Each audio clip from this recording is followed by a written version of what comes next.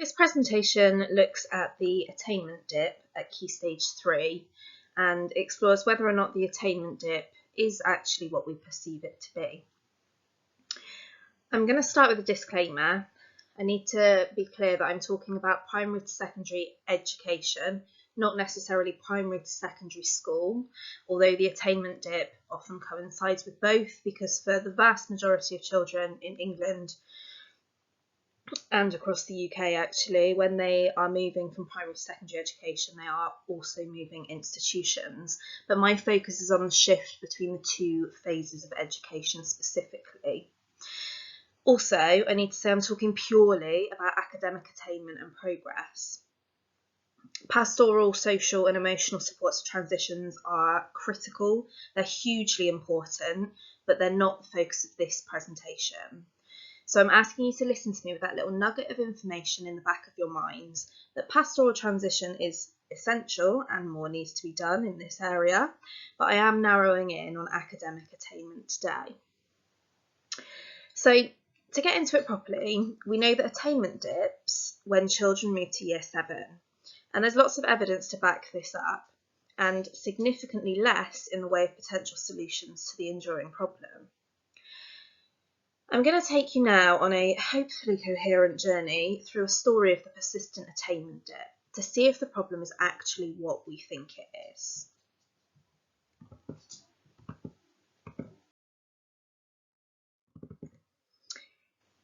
So, what is the attainment dip and where's the evidence? I think it's pretty fair to say that transitional phases negatively impact attainment. The Department for Education's 2011 report on Key Stage 2 and Key Stage 3 progress in English and Maths offers these stark visuals which outline two glaring issues. Firstly, pupils' academic progress stalls as they move from one year to the next through Key Stage 2 and into Year 7, which is demonstrated by these orange bars that we've got here on the screen. And, perhaps most worryingly, there's this incredible spike in the number of pupils who go backwards, academically speaking, on entry to Year 7. And not making progress is one thing. It's reasonably easy to get our heads around the fact that socio-emotional aspects of change sort of get in the way, so to speak, as children move year groups before they settle and are able to progress academically. But going backwards, that's a really worrying concept and one that we just have to address. Perhaps even more worrying, as we look at this graph, and this is just reading by the way, is that a new pattern is established once children enter secondary education. So while similar numbers of pupils continue to make no progress as they move between year groups, there's another spike, albeit much smaller, in pupils who again go backwards at the start of each year in Key Stage 3. And guess what else? We know, of course, that disadvantage is compounded at major transition points, and this is very much the case when it comes to academic attainment. Pupils with additional needs, especially those with the HCPs, are more likely to go backwards.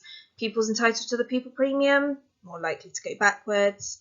Our education system continually entrenches disadvantage at major transition points, such as the move from primary to secondary education.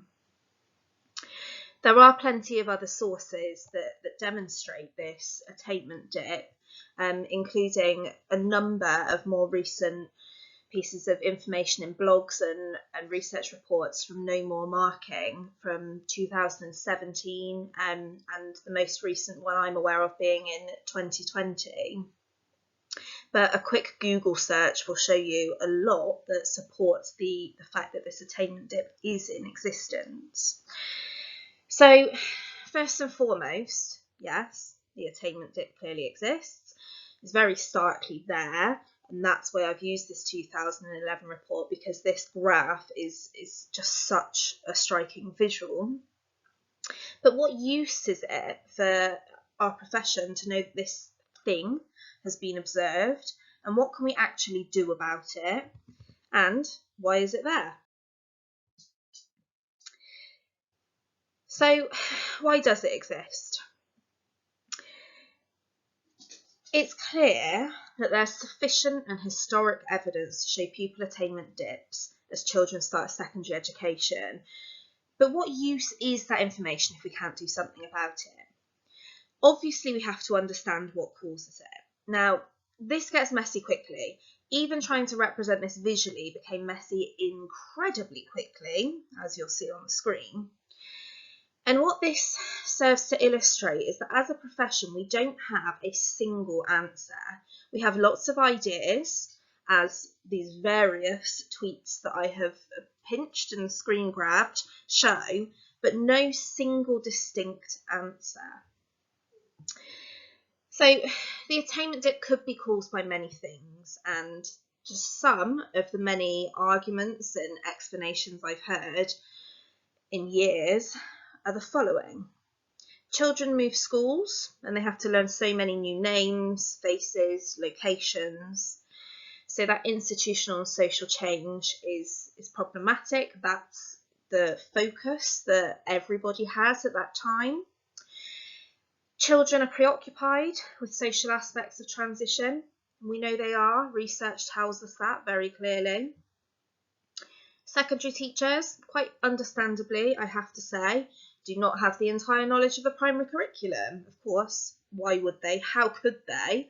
And therefore, they set the challenge of learning either too high or too low in Year 7.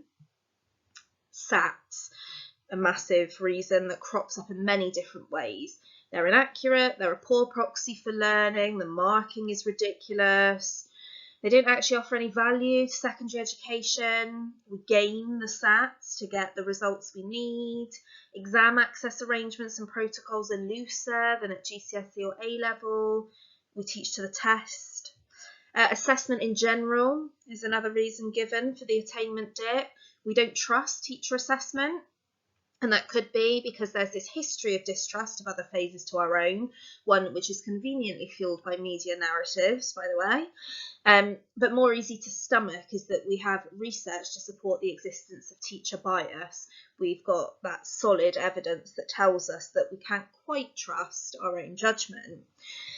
There's the shift from generalist to specialist in terms of primary teachers to secondary teachers, which impacts cross-curricular links, literacy, numeracy, relationships, and also that kind of not my monkey attitude. So if my job only requires me to focus on Year 7 to 11 and takes up more time than I have in a day anyway, I'm not going to change what I do just to have an attempt at making something slightly easier for someone that I've never met when, I'm struggling to stay on top of my work myself. And of course, there's going to be loads of other things that I'm sure anyone with any involvement in transition has inevitably heard.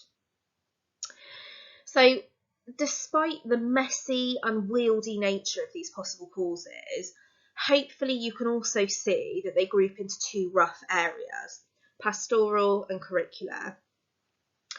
The pastoral argument is that transition is a huge deal, and spoiler, it totally is, and children have far too much to adjust to and get used to without trying to exert their best academic selves or take on new academic learning.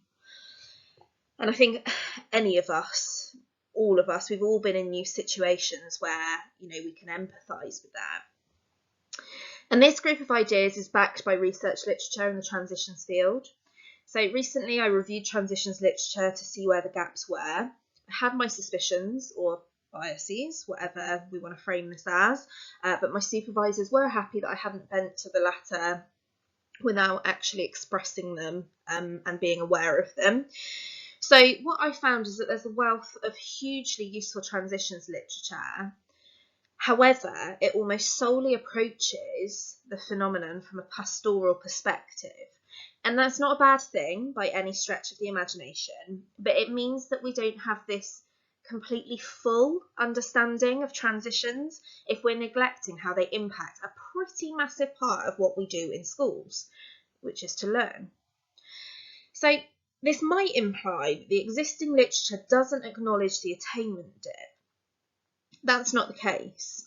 Often the attainment dip is addressed, but the cause of it is always laid at the door of inadequate support for children's social and institutional adjustments. Now, I said this at the start and I'll happily repeat it. Effective, successful transitions require social support, institutional support, and curriculum support. We can't rely on one or two of them. This is a trio of areas which need our attention. My concern is this: we aren't really attending to the pretty meaty issue of the curriculum and academic progress at transition points. Fobbing a lack of progress or going backwards onto other issues, no matter what support you have in place, no matter how hard you and your school work on those things, for 40% of students, it's just not good enough, is it? And so we need that missing puzzle piece. And a quick nod to the second group of possible causes, they seem to fall under national assessments are crap. And that's another cop-out to me, and it presents the attainment dip as this seemingly insurmountable problem which allows us to think we can't possibly address it, and therefore we shouldn't even bother trying. You know, it just is, it always will be, tough, live with it. Imagine if we had that attitude towards something like the disadvantage gap. So, here's what I think about the attainment dip. And this is not, just 10 minutes musing on the train on the way to the conference. This is years in the making. It's rooted in literature. It's shaped by the challenge of some pretty intense debates. Our education system is neoliberal. Marketisation hit schools a couple of decades ago, and we have to compete under this guise of families having options. We have to have high-stakes testing, usually at the end of each phase, to inform league tables and, to some extent, Ofsted ratings, which prop up this school's market. And this framework tends to be at odds with many teachers' beliefs about education and access, but that doesn't change the fact it's the framework we work within. What I think most educators can agree with is that to provide the best for our students, we need more money, whether that's to fund teachers, support staff, have purpose-built facilities, build the library, offer extracurricular experiences, reduce class sizes, etc., etc. And how do we get that money in schools? By increasing cohort size, which, relies rather heavily on a school's reputation, which, in turn, is impacted by league tables, Ofsted ratings, and all those things which stem directly from high-stakes testing and marketisation. So, despite my earlier complaints about seeing a situation and just accepting it, this is a vast social construct that I'm describing, and one teacher in one school is incredibly unlikely to be able to tackle this in their day-to-day practice. But the attainment dip is totally different. We all have the capacity to impact that. It's literally in our remit. And how then does this all link specifically to the attainment dip? I mean, what if it isn't an attainment dip? It's actually an assessment shift, where our respective phases assessment practices lead to us assessing different things and therefore getting radically different outcomes, which, critically, coincides with pedagogical, social and institutional changes, amongst others. I've got this image on the slide here, which I think, this is compounded by the fact we get this summative data from primary schools just at the point that what we really need is formative data, which I should say we can get more sort of formative data if we use question level analysis from the SATs, but that's a conversation for another time. And I think this image, we've got these, this is true, the orange square on the left, that could be our year 6 SATs data and teacher assessment. And then the this is true of the blue spot, which could be our year 7 baseline tests or initial assessments across different subjects. And it could well be the case that both of those things are true, but we are looking at them in different ways. We are assessing them differently and therefore reporting 2 different versions of attainment. So what? So if this is the stance we're taking, that the attainment dip is caused by a huge shift in assessment practices between primary and secondary education, so what? What are we actually meant to do? Well, having funded research in the area is a must, obviously, and do hit me up if any of you Moonlight as funders, and watch this space, but only if you're incredibly patient, as I will hopefully be doing unfunded research on this for my doctorate. But without that, we mustn't just sit back and ignore this matter. I'm advocating the following approach. In short, control the controllables.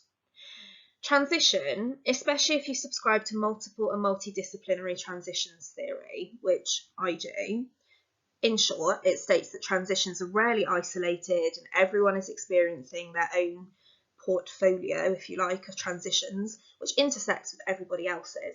Basically, transition is messy. Then yeah, this means that transition is multifaceted. There's loads of aspects of it that we cannot control, such as changes to friendships or puberty onset. However, we can control some things, such as assessment and content, pedagogy, systems, structures. And we already do this to some extent, and we're pretty good as a profession at supporting children with certain controllables of institutional and social adjustment. Transition days, transition weeks, summer school, transition residentials, tours, maps, open days, having children write down the names of 2 friends they want to be with in year 7, all of those kinds of things that I think just feel like the norm now.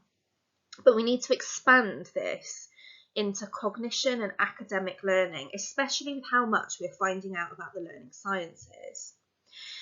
So here's a few things that I think that we can work with. Firstly, on the screen, I've got Efrat's first depiction of schema development, and it's a graphic I find particularly handy when thinking about transition. So we need to know what our pupils already know. Again, summative assessment at the end of a phase is the exact opposite of what we need as teachers of that incoming cohort. We need formative assessment and a clear roadmap which shows children's secure learning, as well as that which is newer and likely needs revision. Which means that we need to understand, as a minimum, the Year 6 curriculum in our subject, as well as literacy and any other related subjects. So, for example, as an English teacher myself, I need to know if my Year 7s will have studied the Globe, the Elizabethans, Tudors, Stuarts, the Gunpowder Plot, so that I don't bore them to tears with the exact same learning they covered in Year 5 or 6. And actually, I don't waste my own time, which is very precious, in trying to get through a very full curriculum. We need to have an idea of where children's schemas linked to our subject exist on this schema map, as I'm going to call it, so that we can plan effectively to introduce, recap, revise, or ask students to independently use their knowledge. Secondly, Dylan William, Kate Jones and Robert Bjork released an interesting article post-lockdown, and in it they used principles of cognitive science to explain that, on the return to the classroom, children would need familiar cues to be able to access their prior learning. And not that it was framed in this way, but they were talking about learning transitions. And the ideas in this blog are absolutely what we ought to be considering when children start Year 7. They need familiar cues in order to retrieve their learning. So we just have to know what the learning cues from Year 6 were.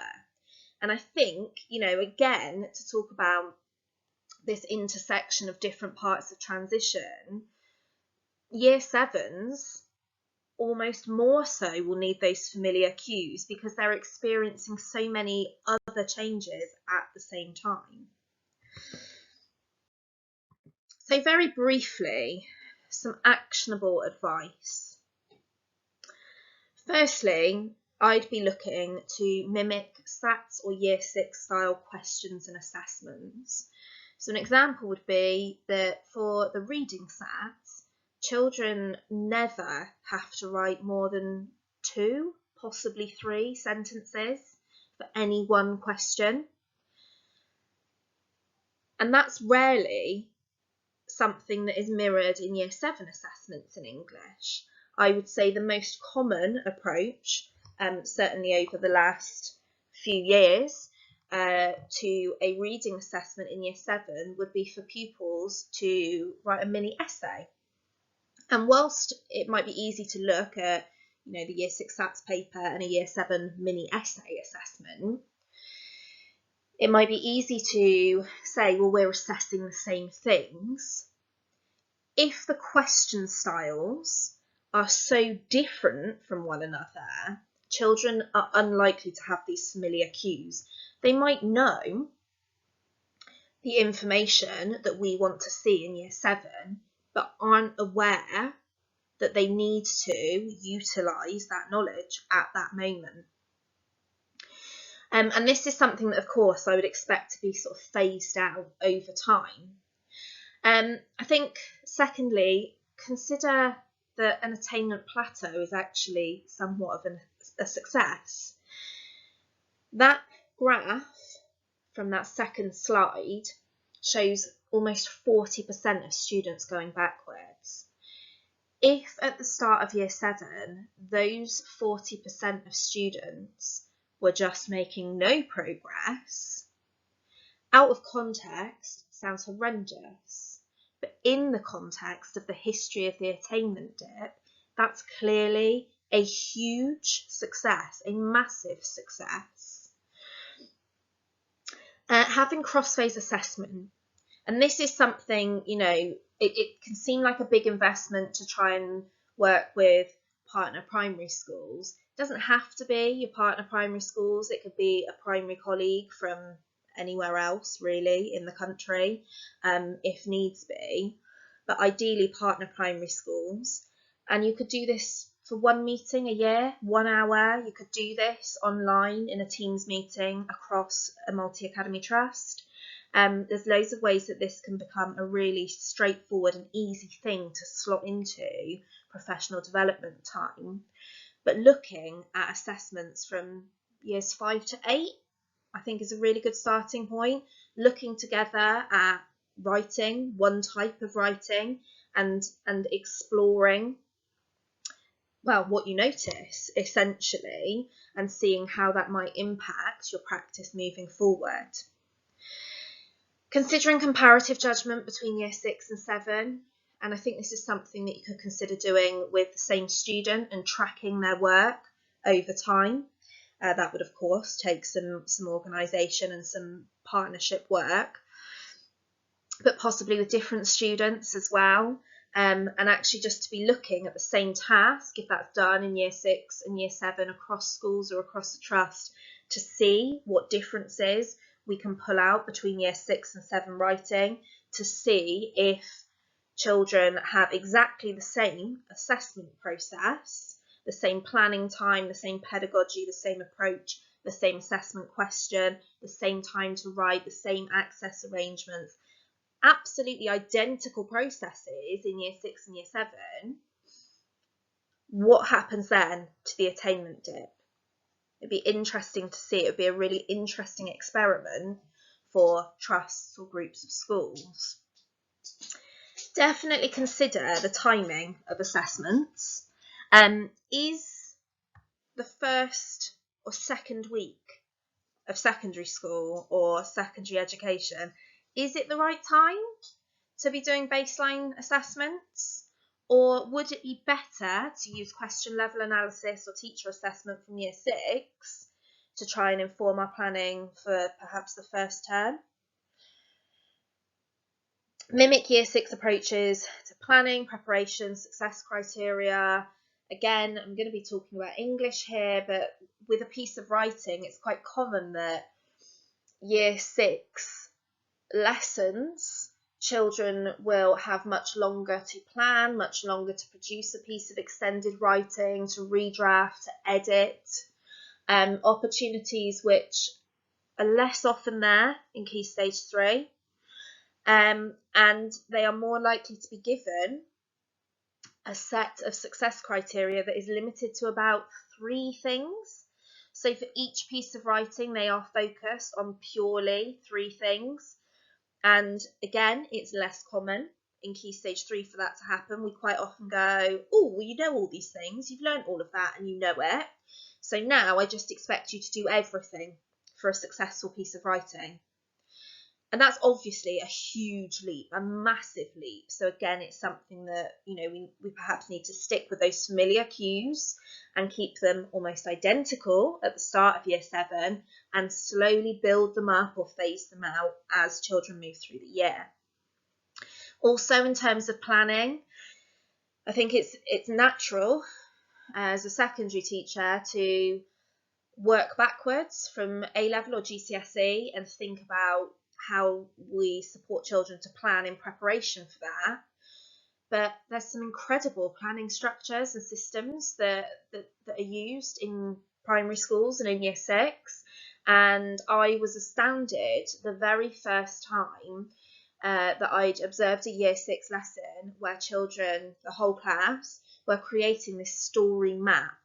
And I've asked many times on Twitter, and I'm sure that comes from Pipe Orbit's Talk for Writing, but they had all of these images and icons that meant things to them, that translated to types of words, to include types of sentence, prepositions, changes in the narrative. And they were phenomenal. And what it meant is that children's planning, before they put pen to paper to write, they knew their story, they knew their narrative, their piece of writing, they knew it inside out, and they had these prompts that they could totally understand. So the reduction in cognitive load when they start writing must have been massive. And to then go into year 7 and just be told, okay, you've got 15 minutes or 10 minutes to mind map, again, it's this massive shift. There's a huge chasm between those two things.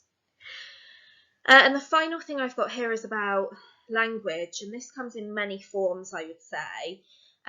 But primarily what I'm talking about here is using the same language.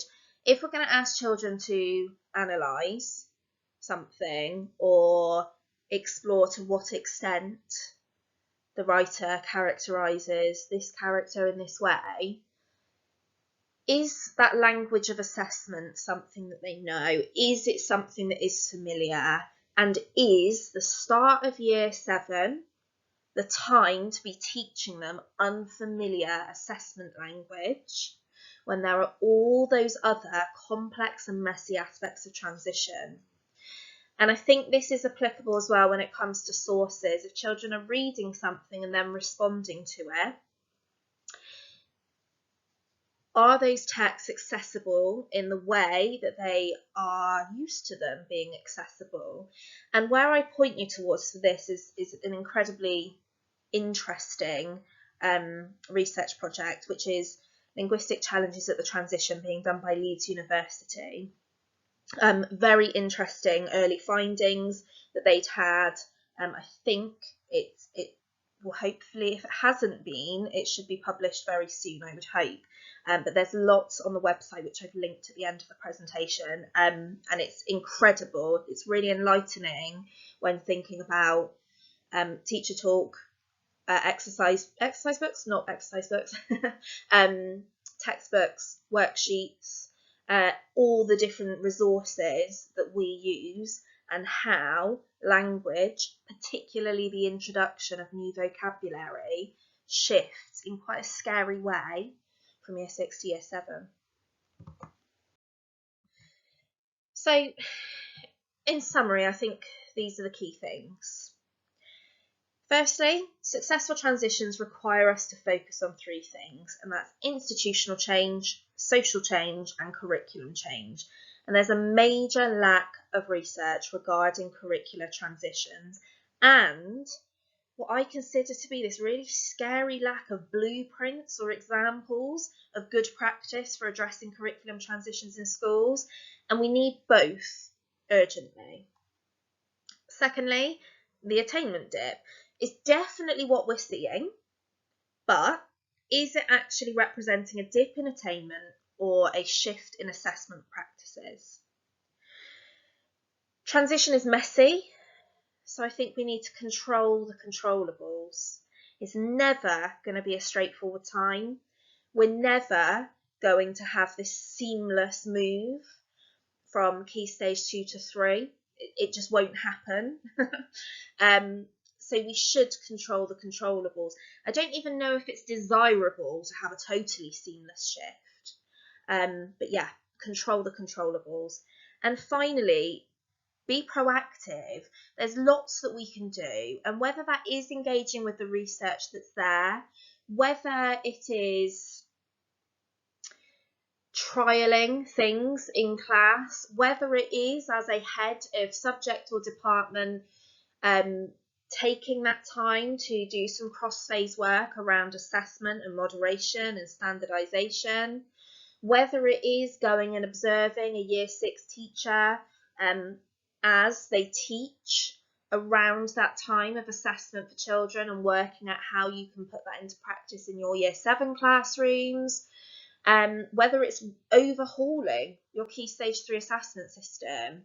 There is a lot that can be done, and like I said earlier on, that's whether you're a single teacher working on this independently in your own classroom, it's whether you're a head of department changing, improving, working on building your curriculum and assessment structures, it's whether you are a teaching and learning lead or somebody in charge of attainment data in the school and you want to explore those issues and try and iron out this attainment dip and take advantage of the time that may be gained from reducing it. It's certainly relevant if you are leading a whole school in any respect, or leading a group of schools or a multi-academy trust, or a local authority, whatever it may be. It's really, this is something that I think is accessible and important regardless of our roles, that needs focus. And I'll just here for a second. So these are a few references. My images are pinched from the internet. Obviously anything from Twitter has come from Twitter, tweets from Twitter. There is a reference to the blog that I mentioned and the Leeds University project I mentioned as well. But yes, if you've got this far, thank you for listening.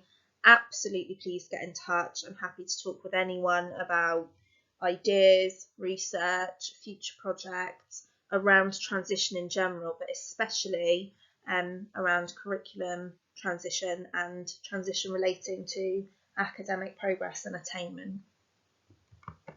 Thanks again.